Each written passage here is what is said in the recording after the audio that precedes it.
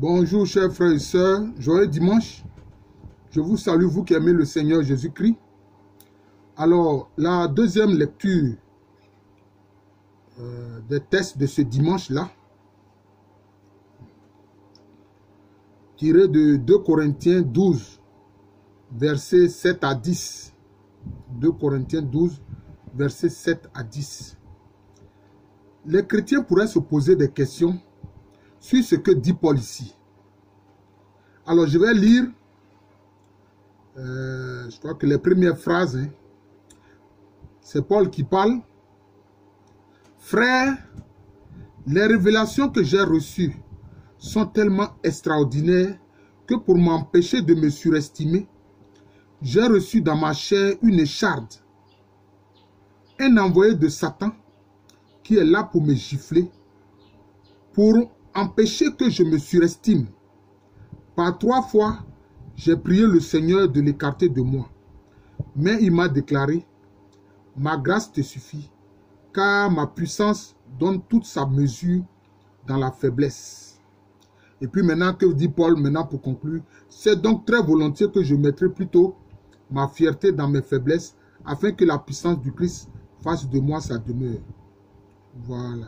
C'est pourquoi j'accepte de grand cœur pour le Christ les faiblesses, les insultes, les contraintes, les persécutions et les situations angoissantes. Car lorsque je suis faible, c'est alors que je suis fort. Bon, parole du Seigneur. Nous rendons grâce à Dieu.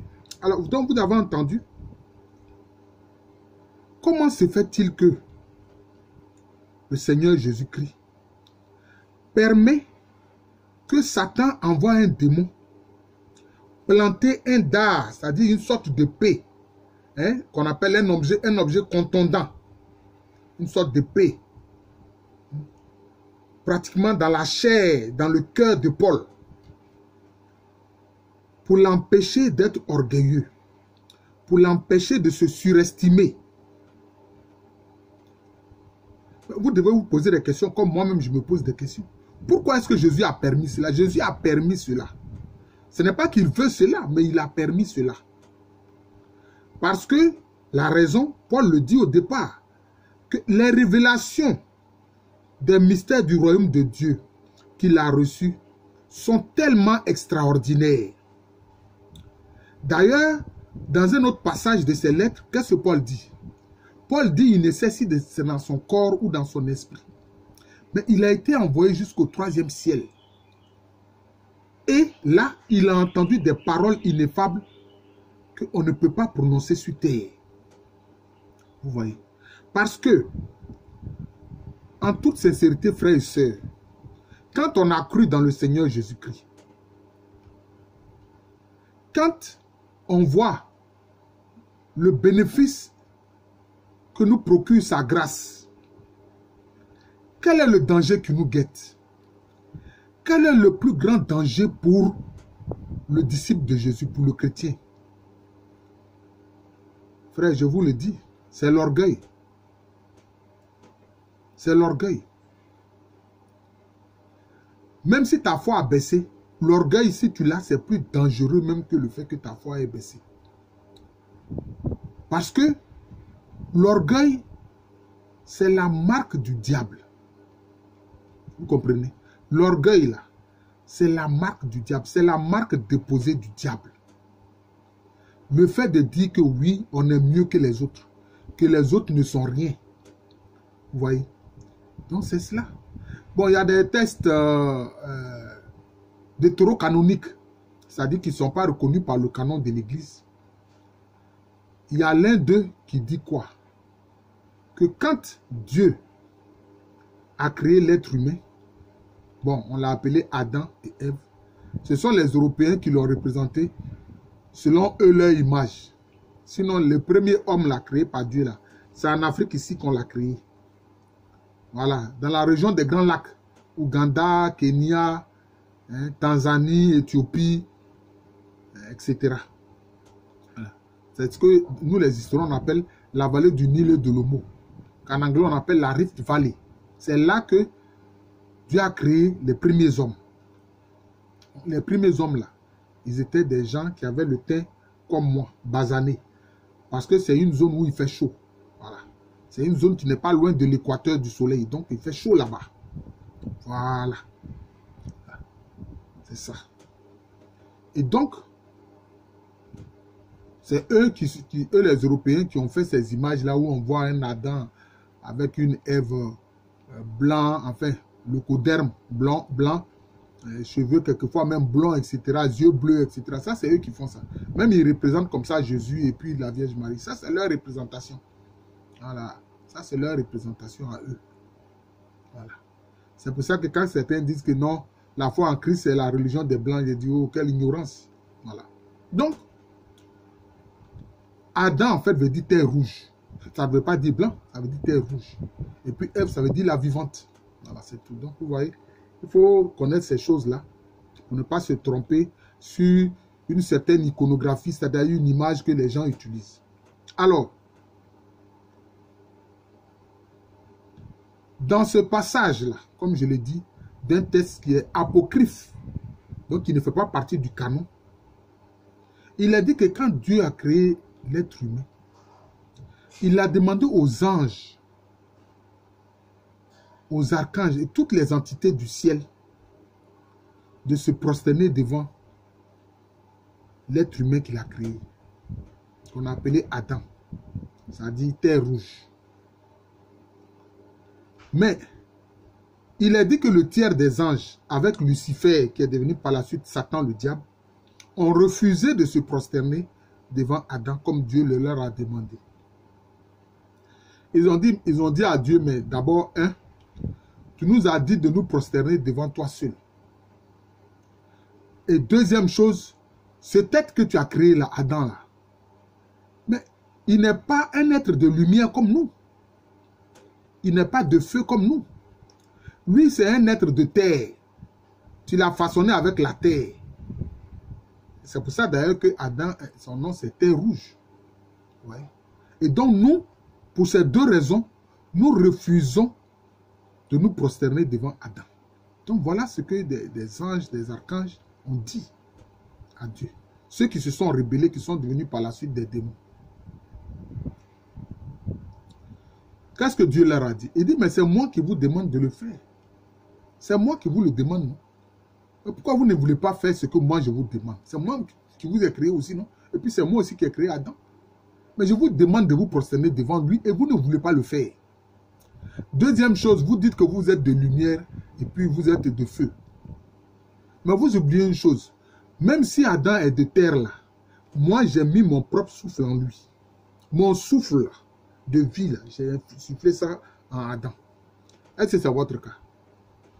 Donc c'est moi qui vous demande de vous prosterner devant lui. Vous comprenez? Et donc, vous voyez l'orgueil de Lucifer devenu Satan et le tiers des anges qu'il a suivi dans son désordre et dans sa folie. Parce qu'ils sont orgueilleux, ils disent que eux, ils sont mieux qu'Adam. Parce qu'eux, ils sont de lumière et de feu. Et Dieu leur a dit, mais même si vous êtes de lumière et de feu, mais Adam là, j'ai mis mon propre souffle divin en lui. Vous voyez? Donc, le danger, c'est l'orgueil. S'il y a des démons, s'il y a Satan et le diable, c'est à cause de l'orgueil. Et donc, pour ne pas tomber dans l'orgueil, pour ne pas que Paul tombe dans l'orgueil, Dieu a laissé et a permis qu'un démon vienne faire quoi? Planter une écharde, c'est-à-dire un objet contondant comme un couteau dans son cœur. Vous comprenez? Et puis, ce démon-là est là sans cesse pour le gifler. Il le gifle. Régulièrement, il gifle Paul. Mais, quelle leçon Paul a tiré de ça? Est-ce qu'il s'est rebellé contre le Seigneur Jésus-Christ pour dire, oui, Seigneur, moi je souffre pour toi, pour ton évangile, etc. Chaque fois que je proclame ton évangile, les gens me lapident. Hein? J'ai souffert sur les mers avec les tempêtes, les ouragans, etc. Et puis maintenant, tu laisses un démon planter un couteau dans mon cœur, dans ma chair, et puis me gifler à tout moment. Seigneur, pourquoi tu fais ça? Est-ce que c'est ce que Paul a dit? Paul n'a pas dit ça. Paul plutôt a dit quoi? Il dit qu'il a prié le Seigneur à 3 reprises de me libérer de cette situation. Le Seigneur a dit, ma grâce te suffit. Car ma puissance donne toute sa mesure dans la faiblesse. Vous voyez? Et puis aussi, dans un autre passage, il est dit, Jésus-Christ a dit, ma grâce te suffit. Et elle est suffisante. Cela veut dire quoi? La grâce, qu'est-ce que c'est? Bon, souvent on attend la grâce.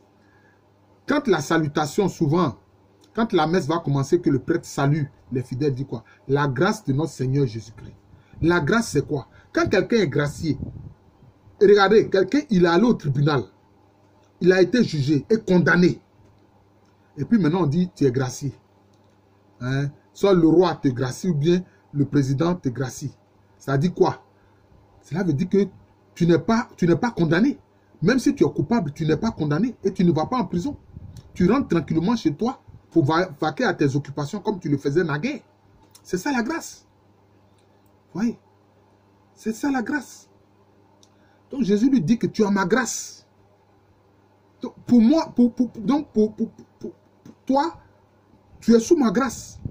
Donc tu bénéficies de toutes mes largesses. Tu n'es pas jugé, tu n'es pas condamné. Et donc toi, tu seras auprès de moi. Comme je l'ai dit que tous ceux qui sont à moi là, ils seront avec moi. Voilà. Ceux qui croient en moi seront avec moi. Donc voilà l'assurance qu'il donne à Paul. Paul est sûr qu'il sera avec le Seigneur Jésus-Christ. C'est pour ça que dans une autre de ses lettres, il a dit quoi? Il a dit, j'ai gardé la foi. J'ai achevé ma course. C'est pour cela que je suis sûr que le Seigneur, dans sa justice, me donnera la couronne de gloire, la couronne de justice. Vous voyez? Donc, il est sûr. Parce que quelquefois, quand un chrétien dit qu'il est sûr de la grâce du Seigneur Jésus-Christ, que par cette grâce, il sait qu'il n'ira ni en enfer, ni même au purgatoire, mais il sera avec Jésus. Certains disent que, oh, mais ça là, c'est de l'orgueil. Mais non, frère, ce n'est pas forcément de l'orgueil. Ce n'est pas forcément de l'orgueil, non. Pourquoi? Mais il s'appuie sur la grâce de Jésus-Christ pour parler ainsi. Bon, il y a un cantique, je crois que ce sont c'est quelqu'un d'une église réformée qui l'a chanté, mais c'est un cantique qui est inspiré de Dieu.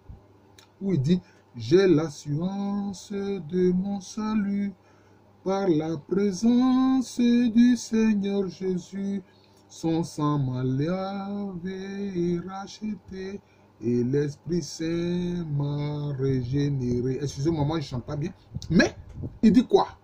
Il dit, il a l'assurance de son salut à cause de la présence de Jésus-Christ. Il ne dit pas à cause de lui-même, mais il dit à cause de la présence du Seigneur Jésus-Christ. Que le sang de Jésus-Christ l'a lavé. Et pour ça, lui, il sait qu'il a l'assurance de son salut. Et que le Saint-Esprit l'a régénéré. Donc, lui, il a l'assurance de son salut. C'est tout à fait normal. Vous voyez? Et donc, vous voyez, et Jésus-Christ lui dit, ma puissance se déploie, donne toute sa mesure dans la faiblesse. Mais Jésus-Christ fait une révélation. Vous voyez? Pourquoi? Regardez la voie douloureuse, le chemin douloureux qu'il a vécu. Depuis son agonie, son arrestation, son jugement injuste,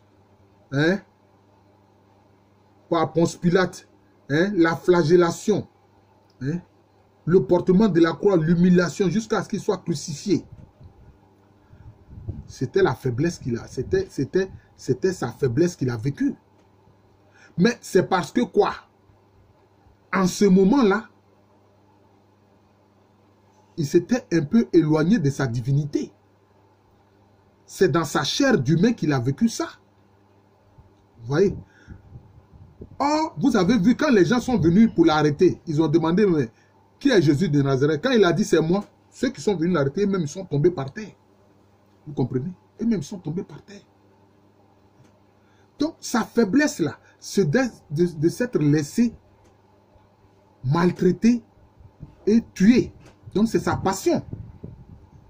Mais pourquoi? Mais parce que quand on aime, l'amour c'est la plus grande force qui existe dans l'univers. L'amour divin. Mais l'amour a une apparence de faiblesse. Oui, l'amour a une apparence de faiblesse. Je ne parle pas de l'amour éros, hein. Je t'aime moi non plus, ce n'est pas de ça que je parle. Même dans ce cas-là, quand quelqu'un aime une personne, il ne peut rien refuser à cette autre personne-là. Il ne peut rien lui refuser. Vous voyez? Donc, puisque le Père a tant aimé le monde qu'il a donné son Fils Jésus, et que Jésus-Christ a aimé les siens jusqu'au bout, c'est ce qu'il a dit, Jésus a aimé les siens jusqu'au bout. C'est à cause de cet amour-là qu'il a revêtu, tu peux dire, le manteau de la faiblesse. Qu'il a revêtu le manteau de la faiblesse. Et alors nous, lui qui est à la fois homme et Dieu, qui a revêtu le manteau de la faiblesse. Et nous les hommes, c'est nous qui allons dire que oui, nous allons nous surestimer. Jamais. Et Paul alors a tiré les bonnes conclusions. Il a tiré la bonne leçon de ce qui s'est passé. Parce que, prenons des exemples simples même dans la vie. Qu'est-ce qui reproduit l'arbre? C'est la graine. Mais la graine est toute petite. Elle est faible. La graine, elle est toute petite. Hein? En un seul bec, mais un moineau avale la graine. Mais c'est la graine là qui reproduit l'arbre. Quand tu la mets en terre là, qu'elle reçoit de l'eau et de la lumière là, c'est elle qui devient le grand arbre. Sur lequel le même oiseau qui pouvait la picorer là, maintenant vient s'asseoir pour faire son nid. Vous voyez cette image là. Hein? La faiblesse aussi c'est quoi? Regardez l'atome. Regardez l'atome qui est tout petit. Mais ce n'est pas avec ça qu'on fait la bombe atomique. Est-ce que jusque-là, il y a une bombe il y a une arme qui est plus puissante que l'arme atomique? Non. Pourtant, ça part de l'atome qui est tout petit. Vous voyez? Ça part de tout petit. De toutes petites particules, l'atome, dont on fait la bombe atomique. Vous voyez? Regardez le bébé. Le bébé. Il est tout faible, tout innocent, il ne peut pas parler, il ne peut rien faire, tout ce qu'il faut faire c'est pleurer. Mais pourtant, qu'est-ce qui se passe? On le porte comme un roi. Si tu veux déplacer le bébé, mais tu es obligé de le porter comme un roi. Hein? Parce que le bébé est roi, on le porte partout. Si tu veux le déplacer, tu es obligé de le porter. Pourtant, il est tout petit, il est faible. Vous voyez? Ça, ce sont des exemples un peu ordinaires que je prends pour qu'on puisse comprendre mon argumentation. D'ailleurs, au niveau de ce qu'on appelle la mécanique quantique ou la physique quantique, les particules là, une particule peut être à 2 ou 3 endroits différents. La petite particule là, elle peut être à 2 ou 3 endroits différents. Et puis la petite particule là, rien ne l'arrête, elle traverse même les murs. C'est ce qu'on appelle l'effet tunnel et c'est ce que Jésus a fait après la résurrection. Quand il traversait les murs, quand tout était fermé, il traversait les portes fermées. Vous voyez? Donc c'est ça. Donc, dans la faiblesse là, dans la petitesse là, c'est là qu'est la puissance. C'est pour ça que Jésus a dit encore à ses disciples. Il dit, celui qui veut être le plus grand parmi vous là, qu'il se fasse tout petit pour servir les autres. Parce que la grandeur est dans la petitesse. Voilà. La grandeur est dans la petitesse. La petitesse là, c'est quoi? C'est l'humilité. C'est l'humilité. Et là, Paul a compris. C'est pour ça que dans une autre lettre, il a dit qu'il ne faut pas s'estimer mieux que les autres. Voilà. Il ne faut pas s'estimer mieux que les autres. Et donc, avec cette leçon, bon, Paul ne se gêne pas. Hein? Ce démon peut continuer à le gifler comme il veut. C'est son problème.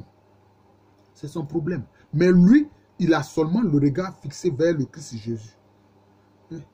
J'ai lu une chose, comment on appelle ça, un document qui concerne le Saint Padre Pio.